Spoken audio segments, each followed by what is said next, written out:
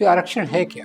तो आज़ादी के पहले आरक्षण उल्टा था। उल्टा यानी जिनके पास संपत्ति थी, ग्रेजुएट की डिग्री थी, वही लोग वोट दे सकते थे, उनको ही वोट का अधिकार था। तो आरक्षण का मतलब था कि जो जातियां अपनी जाति के कारण पिछड़ी हुई हैं, उनको एक एफर्मेटिव एक्शन, सकारात्मक आरक्षण देकर उनको सामने लाने की कोशिश की जाए। ऊपर से कोर्ट ने जजमेंट दिया हुआ था, पूरा आरक्षण जो है वो 50% के ऊपर नहीं जा सकता, पर कई राज्यों ने इसको उल्लंघन करके 50 से ऊपर भी परसेंटेज इसको ले गए। और इसीलिए फिर पिछले 8-10 साल से एक बात चल रही है, जातिगत जनगणना। क्या मतलब है इसका? जैसे है जिसकी जितनी संख्या भारी उसकी उतनी हिस्सेदारी।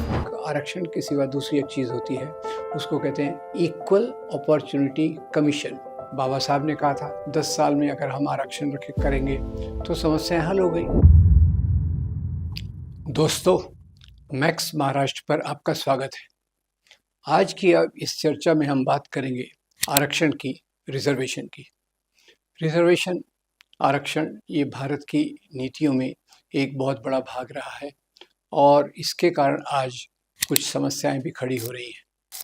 समाज के बहुत सारे वर्ग ऐसे हैं जिनको आरक्षण नहीं है और उनको लगता है कि उनको भी आरक्षण मिलना चाहिए। कुछ लोग ऐसे हैं जिनको आरक्षण मिला हुआ है पर आरक्षण के कारण भी उनकी पूरी समस्याएं हल नहीं होती। तो ये आरक्षण है क्या? वैसे हम देखें तो आज़ादी के पहले आरक्षण उल्टा था। उल्टा यानी जिनके पास संपत्ति थी, ग्रेजुएट की डिग्री थी, वही लोग वोट दे सकते थे, उनको ही वोट का अधिकार था।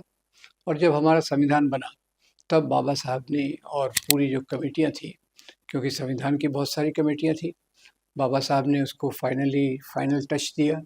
तो बाबा साहब और पूरा जो संविधान आया उसमें समाज के कमज़ोर वर्गों के लिए एक आरक्षण की सुविधा रखी गई। जैसे इसमें दलितों के लिए और दूसरी तरफ आदिवासियों के लिए ये आरक्षण का प्रावधान शुरू में था। बाद में 1990 में मंडल कमीशन लाया गया और मंडल कमीशन में जो आरक्षण रखा गया वो 27% आरक्षण ये अदर बैकवर्ड कास्ट के लिए रखा गया। तो ये पहले 15%, फिर 7%, फिर ये 27% मिला के ऑलरेडी काफ़ी एक बड़ी संख्या हो गई। दक्षिण के कई राज्यों ने अपनी मर्जी से अपनी नीतियों के कारण इन आरक्षणों को लागू किया। अब आरक्षण का जो एक रिव्यू करना चाहिए था, बाबा साहब ने कहा था 10 साल में अगर हम आरक्षण करेंगे तो समस्याएं हल हो गई। और मंडल कमीशन तो 1990 में आया और दूसरी आरक्षण की प्रक्रिया समाज में शुरू से ही लागू हो गई।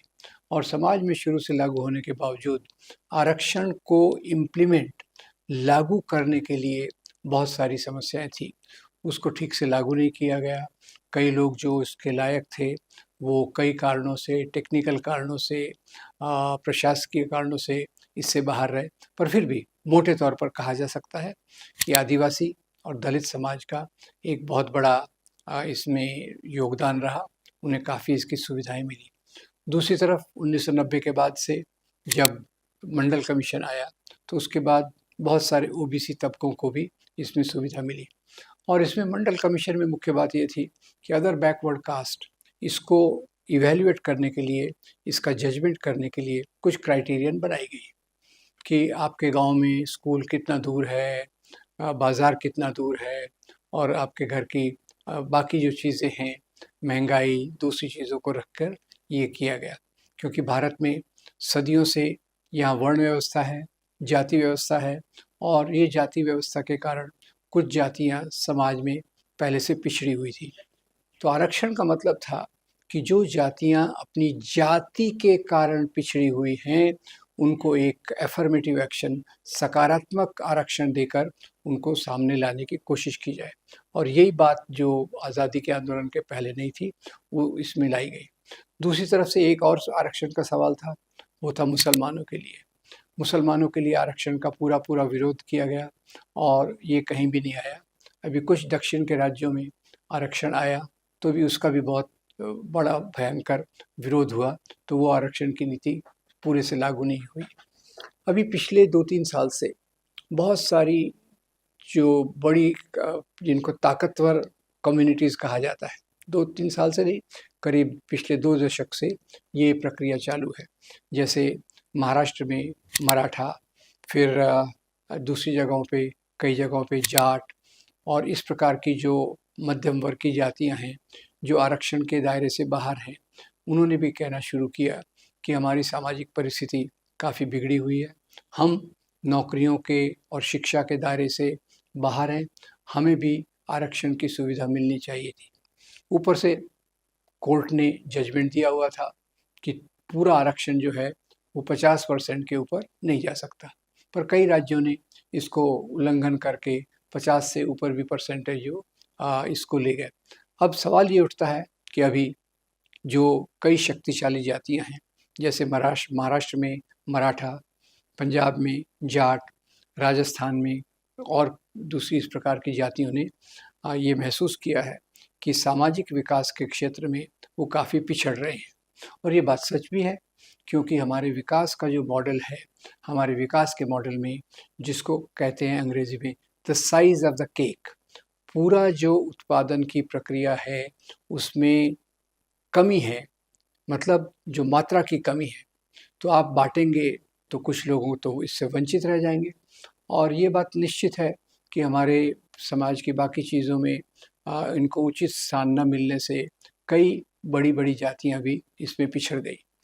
और इसीलिए फिर पिछले 8-10 साल से एक बात चल रही है, जातिगत जनगणना। क्या मतलब है इसका? इसका मतलब है कि एक सेंसस किया जाए जिसमें जातियों का परसेंटेज निकाला जाए, कौन सी जाति कितनी है। और इसका कारण ये है, इसके पीछे की भावना ये है कि हमें तो बहुत दिन से पता ही नहीं है कि जातियों का सामाजिक समीकरण, सामाजिक प्रतिनिधित्व, उनका परसेंटेज समाज में कितना है, क्योंकि मंडल कमीशन भी जो लाया गया था वो भी पुराने सेंसस पे लाया गया था, और शेड्यूल कास्ट, शेड्यूल ट्राइब का आरक्षण वो भी बहुत पुराने इससे आया गया। तो पिछले 60-70 साल में जो परिवर्तन हुए हैं वो हम नहीं जानते। इसलिए अगर आप देखेंगे तो पिछले चुनाव में खास तौर से राहुल गांधी ने इस जातिगत जनगणना का मुद्दा उठाया था, और उसका कारण ये था कि इनके परसेंटेज के हिसाब से उनको समाज में नौकरियां मिलनी चाहिए। जैसे है, जिसकी जितनी संख्या भारी उसकी उतनी हिस्सेदारी, यानी जिसकी जितनी संख्या है उसके हिसाब से आरक्षण होना चाहिए। तो ये बात अभी हवा में तैर रही है। पिछले चुनाव में ये इसका काफ़ी उपयोग हुआ, और इसको अभी किस प्रकार से निर्णय पे लाया जाए, ये जातिगत जनगणना के सिवा ये हो नहीं सकता। तो जब तक जातिगत जनगणना ईमानदारी से ना हो, उसको पूरी तरह से समझा ना जाए, ये नीतियों को लागू करने में या बदलने में बहुत बड़ी दिक्कत होगी। दूसरी बात यहाँ मैं बता रहा हूँ, एक आरक्षण के सिवा दूसरी एक चीज़ होती है, उसको कहते हैं equal opportunity commission. Equal opportunity, समान अवसर के आधार पे नीति। ये इक्वल अपॉर्चुनिटी ये क्या है?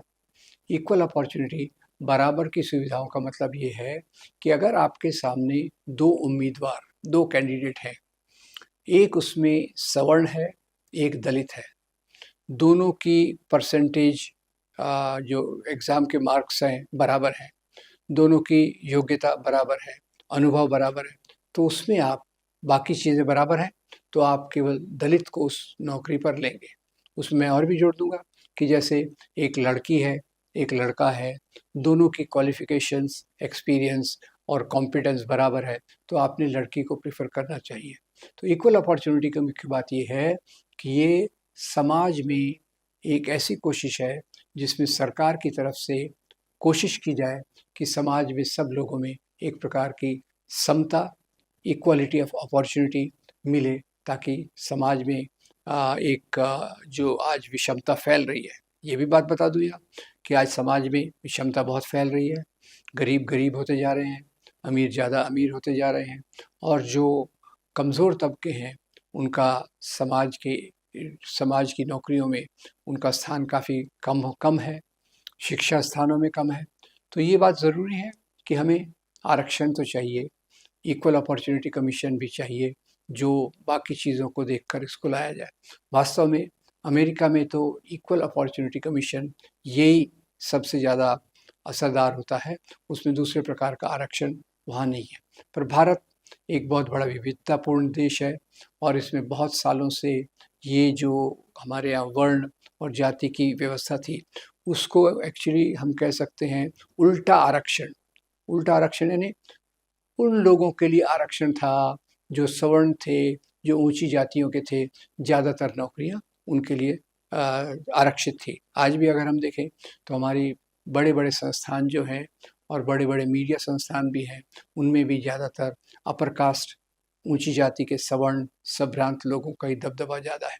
तो अगर हमको समाज में बराबरी लाना है तो निश्चित रूप से एक ऐसा आरक्षण आना चाहिए जिसमें जो जातियां सदियों से पिछड़ी हुई थी, उन जातियों को भी बराबरी का अवसर मिले और समाज के विकास में और उनके खुद के जीवन यापन में वो एक बहुत महत्वपूर्ण भूमिका निभा सके।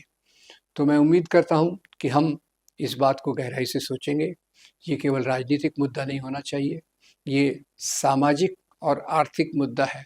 सामाजिक और आर्थिक मुद्दे के आधार पे हमें समाज को ये चीज़ देना चाहिए कि आरक्षण का रेशियो क्या हो, और जो जातियाँ क्लेम करती हैं कि हम काफ़ी पिछड़ रही हैं, तो इसमें भी जैसे मंडल कमीशन ने सर्वे किया था और मंडल कमीशन के सर्वे में उन्होंने सब चीज़ें देखी थी, आर्थिक परिस्थिति, स्कूल से दूरी, उत्पादन के साधनों से दूरी, खेती कितनी है, तो ये सब देखकर ही हम आगे के आरक्षण की नीतियाँ बना सकते हैं।